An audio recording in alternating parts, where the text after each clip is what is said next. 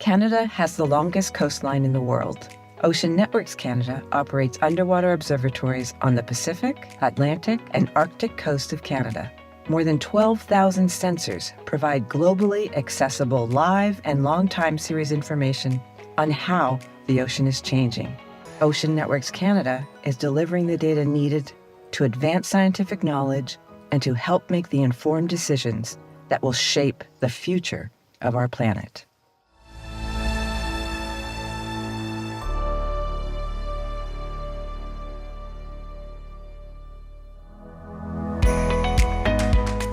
Ocean Networks Canada was founded by 3 mavericks in oceanography who decided that we needed to put sensors in the ocean so we could understand it in real time. Prior to Ocean Networks Canada, data was collected on ships here and there, one point at one time, and then the next day the ocean changes. So we couldn't get an understanding of the full picture of the ocean without these sensor systems in situ in the ocean. And that's why it was started. That was the motivation for understanding the ocean fully. And Ocean Networks Canada really is an ocean data and technology powerhouse. We install high-tech sensors.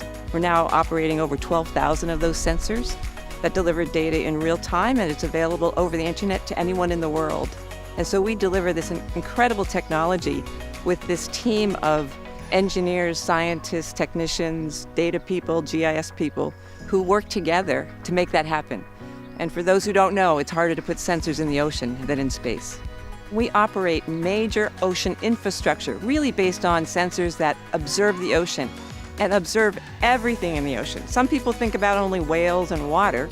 We monitor whales and water, but we also monitor the chemistry, the physics. We even monitor neutrinos from the universe. So we monitor everything that's possible in the ocean, including things that are hazards like tsunamis and earthquakes. So this wide range of data that we capture for a wide range of purposes that are for scientific research, for public benefit, for decision makers, and also we are there to help industry to grow the sustainable blue economy. The ONC infrastructure collects data on a diversity of different things. It's actually remarkable what the observatories are capable of measuring. And now this, in terms of scientific disciplines, this is everything from biogeochemistry, ecology, microbiology, sediment geochemistry, water column chemistry, ocean seismology. The breadth of scientific fields that find a place or have representation in terms of the ONC sensors is remarkable.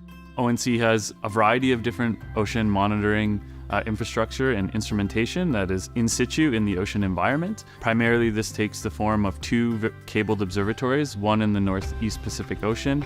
This is our offshore cabled observatory. This is called Neptune. And we also have a coastal cabled observatory. This is called Venus. Now, on these observatories, there's multiple different ocean sites that exist in different ocean environments. And now these sites have a variety of different instrumentation that is in the ocean environment that provides near continuous real-time data on what the environment is like at each particular location. But also we supplement those cabled systems with mobile sensors on ferries, autonomous vehicles, gliders, and we're collecting data everywhere we can using our powerful data management system, Oceans 3. Making data accessible to users around the world is really important for Ocean Networks Canada. We follow what we call an open data policy, so all of our data that we collect is made open and is free for anyone around the world with an internet connection to access. So whether you're a researcher, whether you're a student, whether you're a policymaker, whether you're just interested in ocean science and you want to see some cool videos of octopus hanging out on the seafloor, you can go to our Oceans 3.0 data portal and pull up any of this data. We provide a lot of data products for easy interpretation and visualization of the data that we're collecting. Right now, we've got about 32,000 people around the world who regularly use our data. And we want to grow that number because we recognize that the more people that are able to access data, better we're able to accelerate innovation. I can do my science deep in the Pacific Ocean thanks to the connectivity that Ocean Networks Canada provides us. I access experimental data from Germany through the portal Ocean 3.0. This is a fantastic place where thousands of data are collected. So what we are learning is that the conditions of the deep water are perfect for a neutrino telescope. So now we feel confident enough to move to the next, and we are starting to build the telescope. Once neutrinos interact around the telescope, we collect essentially the light that they produce.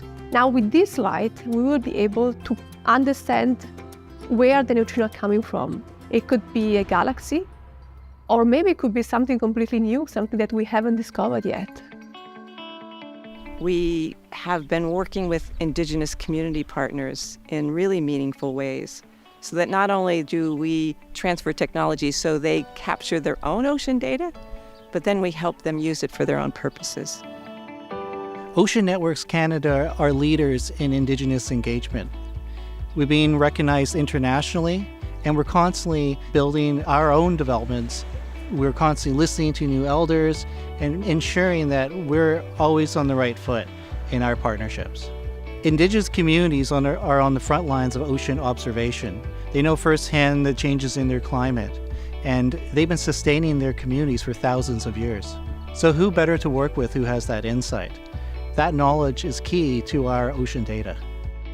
So here on the West Coast, we have the Cascade Subduction Zone, and we have the Alaska earthquakes. In 1700, we had a mega tsunami, a 9.0, that Indigenous communities tell us that hit the top of mountains.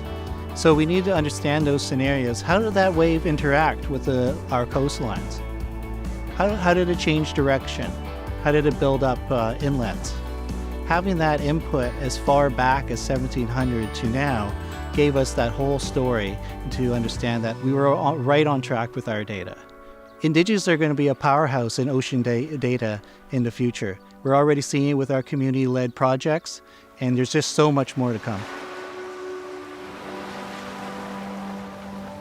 One of the new areas that we're following is climate change mitigation and adaptation. That kind of knowledge is going to be critical as we move forward, as this climate crisis continues. So we're really dedicated to solutions, and we have the ability to develop those solutions. And so we're really proud to be part of that ecosystem of solving issues associated with climate change. ONC data really plays a vital role in this fight against climate change. The ONC data coming off of our observatories has been established over many years. Now what this does is it provides really important environmental baselines. So we have an image or a picture of how the ocean environment has been changing for nearly 20 years. And this is key to informing us of how the ocean might change as we go forward. And so these really long established ocean time series are really important to, contextualizing climate change as we move forward. The ocean's already doing the heavy lifting of mitigating our climate. Absorbed 30% of the CO2, 90% of the heat. So it's already the big player. And we aren't using the ocean or enhancing those capabilities in the ocean to remove CO2 from the atmosphere. So we have infrastructure in place where we can help startup companies develop solutions using those enhancements of the existing ocean processes to remove more CO2 from the atmosphere to keep the planet sustainable for the future. Ocean data will help us to get to a future where human life and biodiversity thrives on the planet.